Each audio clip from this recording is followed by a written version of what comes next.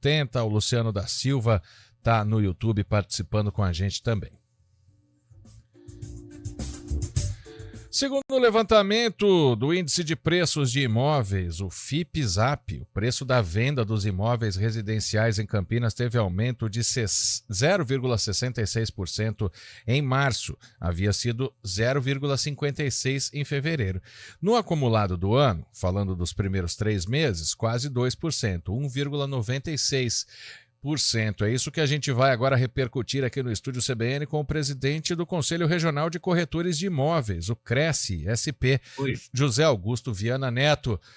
José Augusto, muito boa tarde, seja bem-vindo ao Estúdio CBN, prazer tê-lo aqui mais uma vez.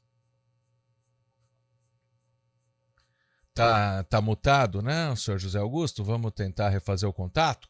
Desculpe-me, estava com o telefone... O microfone estava desabilitado, desculpe-me. Mas é um prazer estar aqui, Marco, falando mais uma vez com vocês, sem dúvida nenhuma. Prazer todo nosso, né? E a gente está vendo aí uma escalada do preço dos imóveis que são vendidos aqui em Campinas. Eu até disse no início do programa, 0,5%, 0,6%, já está somando quase 2%. Aí até tentei fazer uma conta e errei os números aqui. O problema é que parece que esse mercado tem acelerado bastante e quem quer comprar um imóvel não vai achar já com os preços que estavam no começo do ano, né? De maneira nenhuma. O imóvel ele tem uma evolução muito grande e um detalhe muito importante, né? As construtoras, incorporadoras, elas não têm condições de atender às necessidades do mercado na velocidade de crescimento do mercado. Então, realmente o imóvel cai dentro daquela lei da oferta e procura, e a oferta sendo abaixo da procura, evidentemente que a tendência do preço é aumentar. E mais cedo a gente estava falando aqui do FGTS Futuro, né, que é uma nova modalidade aí para quem vai buscar um imóvel popular, né, quem recebe quem tem renda de até 2 salários mínimos por mês na família.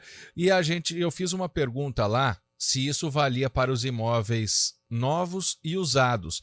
E aí, no caso do Conselho Regional dos Corretores de Imóveis, eu pergunto também, hoje, se você vai comprar um apartamento na planta ou se vai comprar um imóvel usado, vai ser vítima dessa inflação também ou tem um dos dois que compensa mais? Não, o preço do imóvel ele tem um aumento natural, de acordo com a movimentação do mercado. Evidente que quando nós temos melhor oferta de juro com taxas mais baixas, a tendência do preço do imóvel é subir porque aumenta a velocidade de venda, aumenta a liquidez. Aumentando a liquidez, evidentemente que aumenta o preço.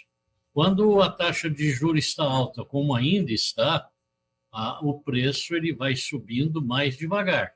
Com relação ao FGTS Futuro, no momento, ele está limitado somente para aqueles que têm renda de até 2 salários mínimos. Exato. Mas é evidente que é um laboratório que o governo está fazendo com o objetivo de estender esse benefício às demais faixas.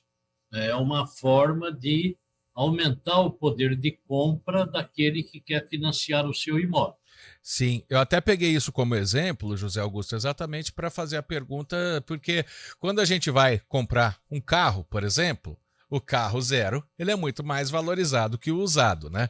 Na questão do imóvel, é meio que o contrário, né? Porque se compra um imóvel na planta ou em construção, vai ter 1 metro quadrado até mais barato que um imóvel já pronto, um imóvel que vai ser comprado de alguém. Ou eu estou errado? Teve alguma mudança nisso?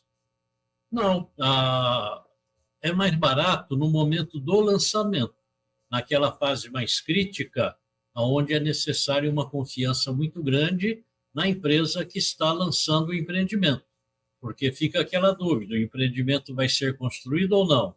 Vai ter problema futuro ou não? Como foi o caso da Encol, como foi o caso da Evergrande lá na China, enfim, vários lugares do mundo e aqui no Brasil não é diferente.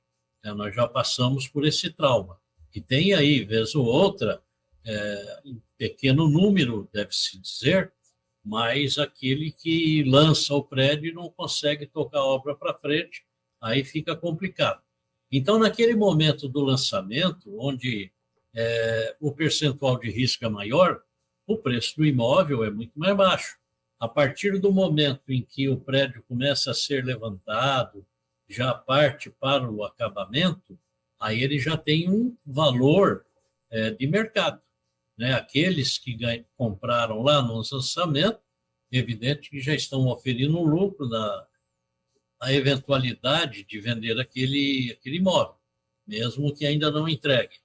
E até o momento da entrega, aí o preço vai ser o mesmo, não há diferença nenhuma do prédio pronto e o prédio já em construção. E a partir do momento que o prédio é entregue, aí, é claro, ele tem um preço idêntico a qualquer outro de mercado. Vale lembrar o seguinte, que pelas condições dos lançamentos atuais, os prédios mais novos, eles têm equipamentos que os prédios mais antigos não têm. Portanto, eles são mais caros. Você vai conseguir encontrar o prédio antigo mais barato, porque, ao contrário de 4 elevadores, ele tem 2. Ao contrário de 2 vagas na garagem, ele só tem uma, ou mesmo não tem nenhuma, a garagem coletiva é de quem chegar primeiro.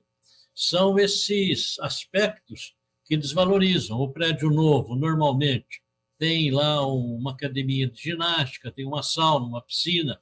O prédio mais antigo não tem nada disso. Quando muito, tem lá um salão de festas. Coisa simples. Então, com isso, a tendência do preço é ser mais baixo. Uma questão interessante é que os prédios mais antigos, digamos, de 15, 20 anos atrás, um apartamento de 2 dormitórios são apartamentos que chegam a ter aí 80 metros, 90 metros quadrados. Sim. Enquanto que o apartamento de 2 dormitórios nos prédios novos, hoje, vão ter aí por volta de 45 a 55 metros quadrados. É mais ou menos esse o padrão.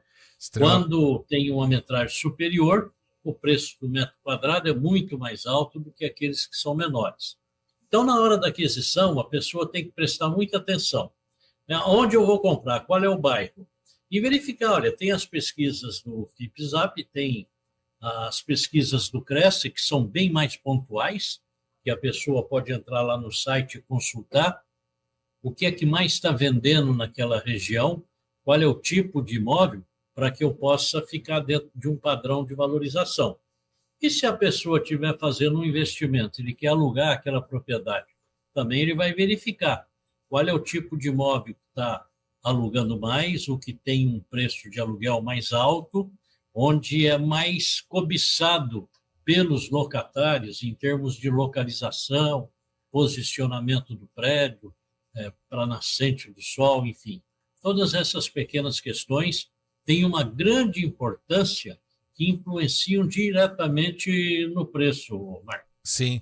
O senhor citou o metro quadrado, né? Campinas, por exemplo, tem um metro quadrado de R$ 6.327, maior do que Guarulhos, né, que é a segunda cidade mais populosa do estado, e também mais caro que capitais do Nordeste, como João Pessoa e Salvador, e Campo Grande, no Mato Grosso do Sul, que fica na região centro-oeste.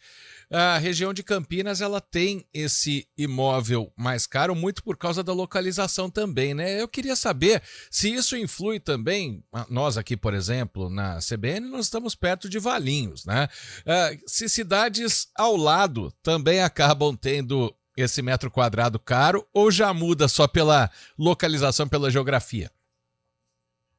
Olha, eu te digo o seguinte, dentro de uma região metropolitana de Campinas, as variações são muito baixas. Evidentemente que você vai ver lá Itapira, Itatiba, o preço do metro quadrado vai ser mais barato do que em Campinas.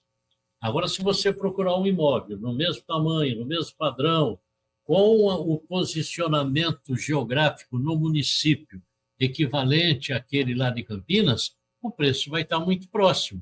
Mas, sem dúvida nenhuma, você vai encontrar melhores condições de preço em Arthur Nogueira, Cosmópolis, Hortolândia, que são todas cidades aí da região. Tá?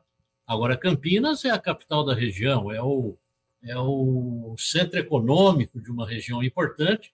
Você comparou Campinas aí com algumas capitais. Campinas é muito maior do que muitas capitais brasileiras, tem um PIB muito mais alto, uma frequência econômica de negócios, de transações, muito maior do que inúmeras capitais brasileiras. Eu diria o seguinte, que a região metropolitana de Campinas, ela tem uma economia muito pujante, muito forte, e sempre num crescimento que não se abala. Nós passamos por crises, passamos por problemas aí de instabilidade política, mas não importa, Campinas está indo. Ela perde no tamanho para Guarulhos, mas eu te digo uma coisa, que ela ganha muito na qualidade. Eu acredito que o IDH, estou falando sem conferir, Marco, mas eu acho que o IDH de Campinas deve ser maior do que o de Guarulhos. Vou até tentar fazer essa pesquisa aqui, mas de qualquer forma, José Augusto, a questão hoje, quem vai comprar um imóvel, se conseguir pechinchar, ainda consegue algo, mas dificilmente vai ter os valores antigos, né? Já tá, como é que se diz? Já foi agregado esse novo valor, né? Com certeza, e o imóvel é assim, depois que foi agregado o valor, a liquidez do mercado continua, a tendência é só aumentar. Se não vê imóvel, dá uma charré, né? Que nem avião. Só vai puxando para frente, né? Não tem conversa. Tá certo. Eu tô até fazendo a pesquisa aqui. Campinas tem o 17º IDH do estado e Guarulhos não está entre os principais aqui não, viu? Pelo menos eu não achei aqui entre os 50 primeiros. Então o índice de desenvolvimento humano é maior aqui em Campinas e isso também influi no preço dos imóveis, né? Quem diria? Quero agradecer muito ao José Augusto, que é o presidente do Conselho Regional de Imóveis do Estado de São Paulo, José Augusto Viana Neto. Muito obrigado pela participação com a gente aqui no Estúdio CBN e muitas informações importantes aí para quem está em busca de um imóvel. Obrigado, José Augusto. Uma boa tarde. Eu é que agradeço a oportunidade de bater esse papo contigo, Marco. Fica aí o meu abraço e até uma próxima oportunidade, se Deus quiser. E para não deixar o senhor curioso, Guarulhos está no número de 145 com índice de 0,763. Campinas está com um outro índice que eu já perdi aqui também, achei. 0,805, o 17º IDH do estado. Grande abraço. Tudo de bom, sucesso. Obrigado. Último intervalo aqui no Estúdio CBN, 3h55. CBN, a rádio que toca notícia.